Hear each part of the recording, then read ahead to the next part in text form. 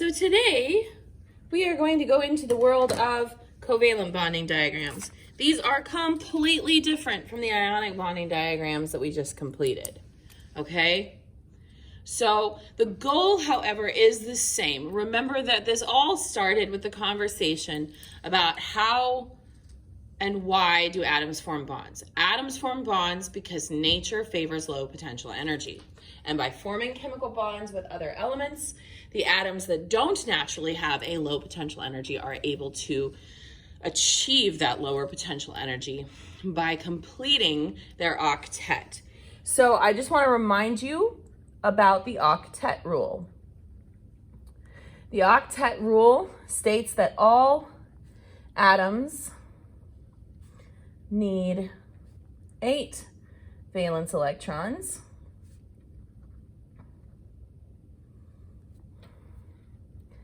in order to be stable. Lower their potential energy, okay? The one thing I have not told you yet about the octet rule is that there are a few exceptions. And there are 2 major ones that we need to worry about today. The first one is hydrogen. And if you think about it, that should make sense. Hydrogen is in the first row of the periodic table. And at that first energy level, we only have 1 orbital. Okay, we only have the 1s orbital. And the 1s orbital can only hold 2 electrons. So if hydrogen is able to get 2 valence electrons, then hydrogen will have a full energy level. And really, that's more the goal. It's not about having 8 electrons, it's about filling up the highest energy level that you have. And hydrogen's highest energy level only holds 2 total electrons. So if hydrogen can get those 2 electrons, it's going to lower its potential energy because the energy level is full. The other exception to this rule is boron. And the reason that boron is an exception is sort of complicated, so I'm not really going to go into it. But boron really only needs 6 valence electrons in order to be stable. And it has to do with partially filled, don't worry about it, okay? That's just a rule we're going to go with for here. And if you want to find out why, go on and take some college chemistry and they'll talk about it there. All right? The other thing I want to talk to you about is it's going to become quite important here are the 2 types of pairs of electrons that we are going to have in covalent bonding. In covalent bonding, we can have 2 different types of pairs of electrons. Remember that electrons are going to come in pairs because they go into orbitals in pairs. Every orbital can hold 2 electrons. So electrons are going to be in pairs. Okay? Now, they can be shared pairs, 2 electrons in an orbital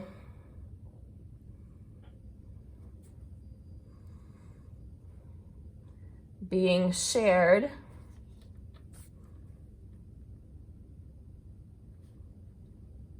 between 2 atoms. Okay? Now there's 2 ways of representing shared pairs. So let's say I have a carbon-hydrogen shared pair. I can either draw that shared pair as a line, or I can draw it as 2 dots between the 2. This is a shared pair, this is a shared pair. Either is acceptable. Typically what you will see is this though. Most people draw it with the line. Okay? So you need to know when you're counting electrons that this line represents a shared pair. So that's actually 2 electrons. The second is what is called a lone pair. And these are any electron pairs that are not shared.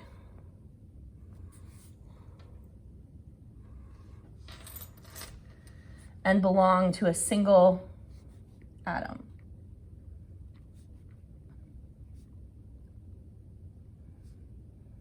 okay? So this is gonna look like this. So you've got carbon, and let's say carbon is bonded to 2 hydrogens. So those are shared pairs. And then carbon would have 2 lone pairs. And that's these little dots just hanging out on the carbon that are not bonded to anything, okay? So these guys are your lone pairs, okay? Okay, so to draw a covalent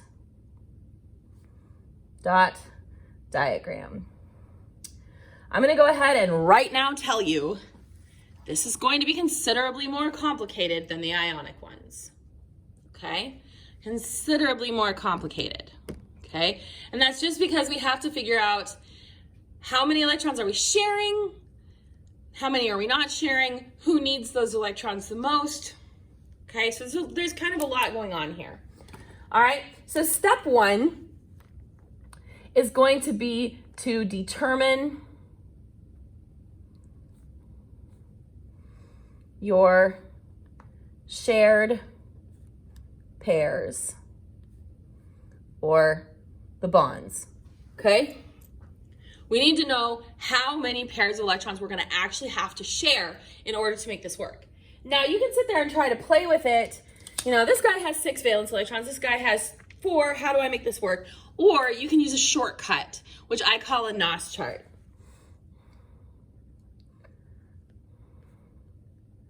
Okay, NOS stands for needed, available,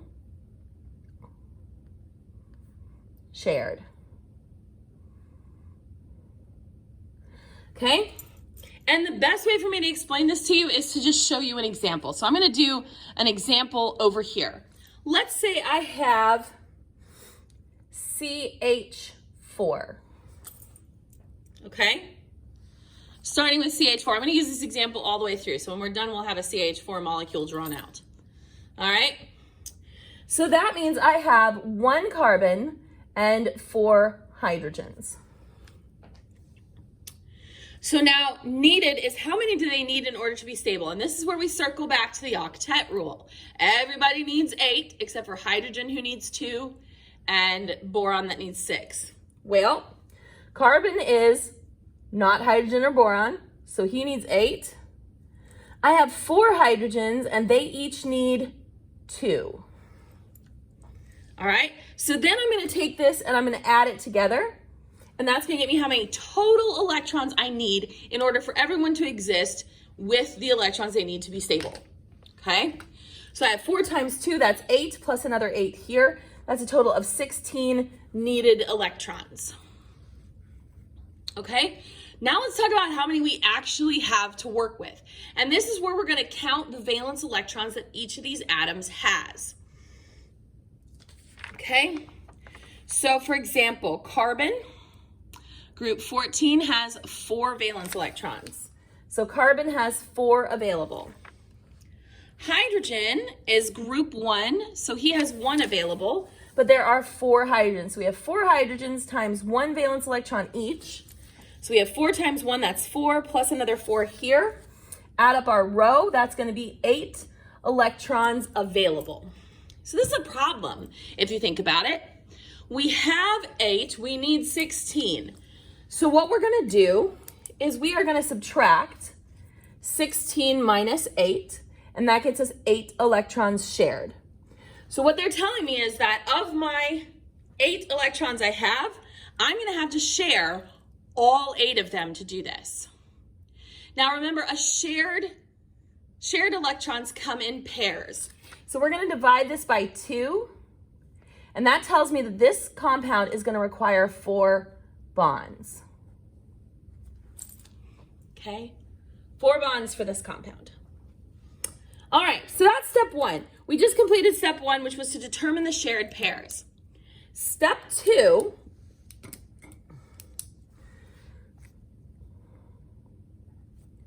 is to determine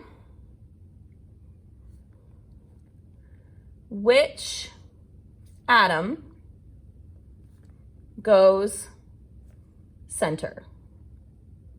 And there are some rules for this. Okay? Carbon is kind of special.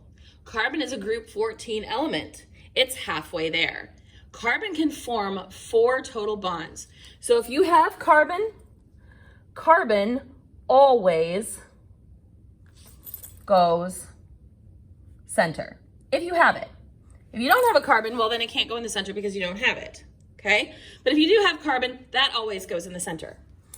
If you don't have carbon, another rule is hydrogen. Remember, hydrogen can only form 1 bond because it only needs 2 electrons. It doesn't have any more orbitals to put electrons in. So hydrogen never goes center. Hydrogen is a hanger-on. He's going to have to hang on to an edge somewhere because he can only form 1 bond. Okay? So hydrogen never goes in the center. Carbon always goes in the center. What if I don't have carbon? Who goes in the center then? The rule is the least electronegative element. So in other words, the one that is furthest from fluorine. Remember our periodic table rules? Okay. Fluorine has the highest electronegativity. So when I'm trying to decide who goes in the middle, it's whoever is furthest away. Now remember, we're not going past the yellows because everybody's going to be non-metals here. So really it's any of these guys. Any of these guys are always going to go in the middle. Whoever's furthest away is going to go in the middle. Okay? So then we're going to draw our compound with our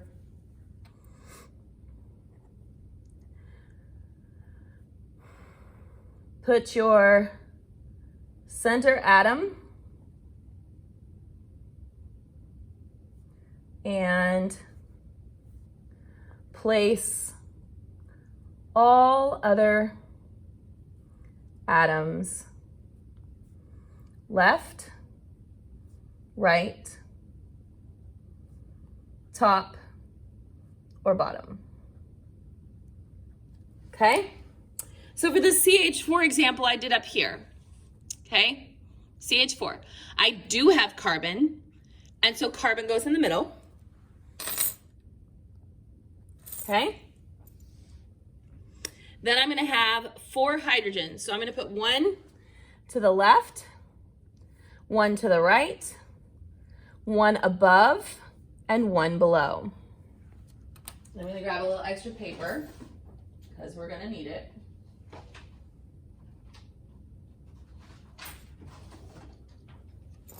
All right.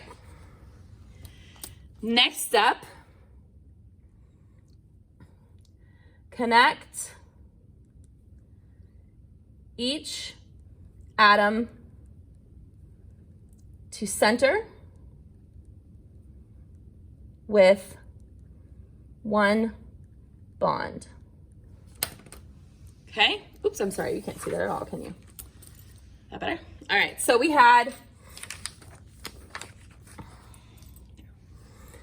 carbon in the middle, hydrogen, hydrogen, hydrogen, hydrogen. So we would connect each atom. So each of my hydrogens, 1, 1, 1, 1. Okay. Now this next step is really important. We did this NOS chart to tell me how many bonds we needed in order to make this work. 4 bonds. 1, 2, 3, 4. We will occasionally run into a circumstance where we have leftover bonds. Okay? So any leftover bonds get evenly distributed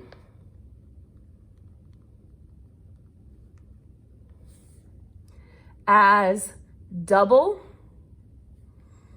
or triple bonds on atoms with high electronegativity.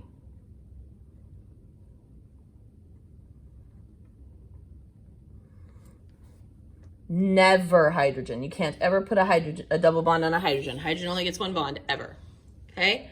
So any leftover bonds get evenly distributed. I'm just going to do a quick example of this. CO2 needs 4 bonds when you do your NOS chart. I'm just going to tell you that. Okay? So you put carbon in the middle, you put an oxygen, you give everybody 1 bond. You still have 2 bonds left over. So these are both exactly the same. So I'm going to distribute those 2 extra bonds evenly. So this becomes a double bond and this becomes a double bond. Okay? Step 5, add lone pairs until every atom has their octet. Okay? Add lone pairs until every atom has their octet. So if I went to CH4, well, hydrogen has 2, hydrogen has 2, hydrogen has 2, hydrogen has 2. That's good. Carbon has 2, 4, 6, 8. That's fine. So this one is done. Good. This one is not. Carbon has 2, 4, 6, 8. So the carbon is fine. The oxygen on the left has 2, 4. I would have to go back and add 6, 8. 2, 4, 6, 8. Okay?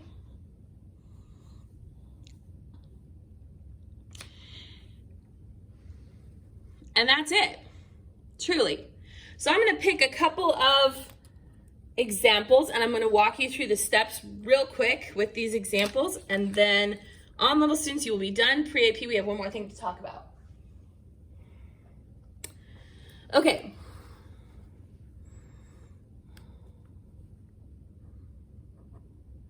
N2. I love this one. N2 is fun. All right, so we're going to start with our NOS chart to figure out our bonds. So we're going to do needed, available, shared. We have 2 nitrogen. Nitrogen is not hydrogen or boron, so it does require 8. There are 2 of them.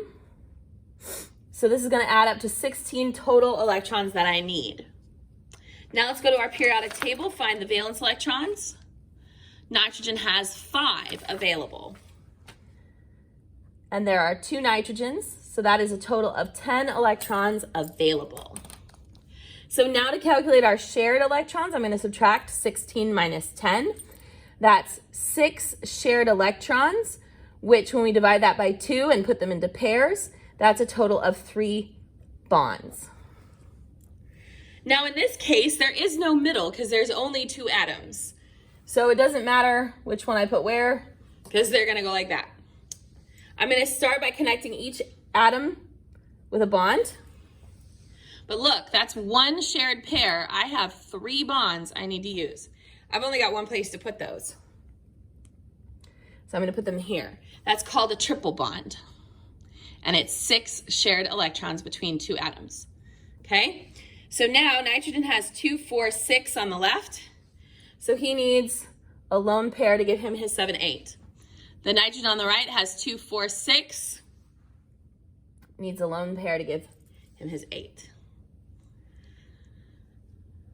Okay. Let's do, I like this one, CH3Cl. A carbon, 3 hydrogens, and a chlorine. All right, so let's start with our NOS chart. Needed, available, shared. We have 1 carbon, 3 hydrogen, and 1 chlorine. Carbon needs 8, hydrogen needs 2, chlorine needs 8. So let's add up this row. 3 times 2 is 6, plus 8 is 14, plus another 8 is 22. We need a total of 22 electrons. Let's see how many we have. Carbon is group 14, so it has 4. Hydrogen, group 1, so it has 1. But there are 3 hydrogens, so we multiply that by 3. And then chlorine, group 17, so it has 7. So we're going to add up this row. 1 times 3 is 3, plus 4 is 7, plus another 7 is 14 electrons. Okay? To figure out how many we need to share, we're going to subtract 22 minus 14, and that's going to get us 8 shared electrons, which is 4 bonds. Okay? We need to determine who's going to go in the middle. Well, the rule is carbon always goes in the middle. Hydrogen never does. Okay, so we're going to put carbon in the middle. Now I have 3 hydrogens and 1 chlorine. Where do I put these? Well, they all go on the central atom unless it is indicated otherwise. So I put my 3 hydrogens and then I'm going to put my chlorine. Okay. Then I'm going to connect each atom to the center with 1 bond. And that uses up all 4 of my bonds. So that's good, that's done. Now I'm gonna make sure everybody has their 8, and if they don't, I'm gonna give them lone pairs. Carbon in the center has 2, 4, 6, 8, that's good. Hydrogen has 2, hydrogen has 2, hydrogen has 2, that's good. Chlorine over here only has 2, it needs 8. So we're gonna give it 3, 4, 5, 6, 7, 8. So chlorine gets 3 lone pairs. 3 lone pairs on the chlorine. Okay. All right, so if you are in on level, that is all for you. If you are in pre-AP, please stay with me because we have one more thing to talk about. Okay, and that is hypervalent atoms. Hypervalent atoms, my dear pre-AP children, are able to hold more than an octet. Okay? More than an octet. Fun times. So, how are you going to know when you have something that is hypervalent? Well, because your NOS chart won't work out. Okay? In other words, you won't have enough bonds to give everyone 1 bond. Let me show you an example of this. A very common example is SF6. Okay? So with SF6, if I do a needed available shared chart, we have 1 sulfur, 6 fluorine. Okay? Sulfur is 8, fluorine is 8. So we have 8 times 7.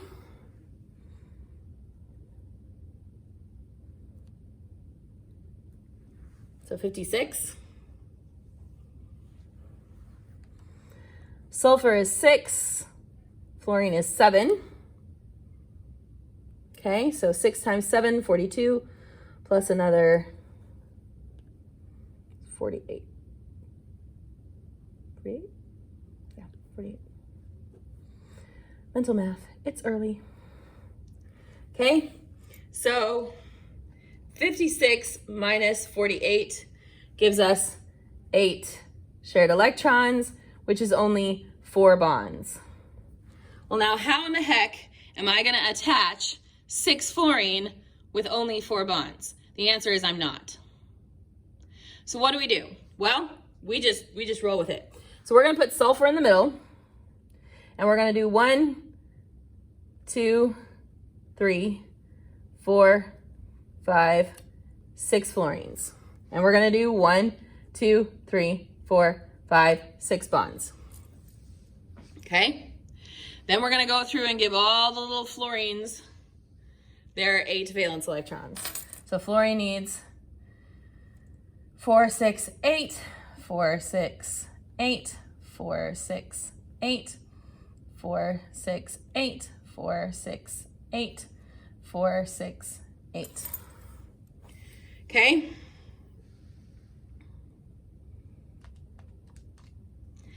So now what we're going to do is we're going to count and see if we have any left over. Okay, so we have 2, 4, 6, 8, 10, 12, 14, 16, 18, 20, 22, 24, 26, 28, 30, 32, 34, 36, 38, 40, 42, 44, 46, 48, 50, 52, 54, 56.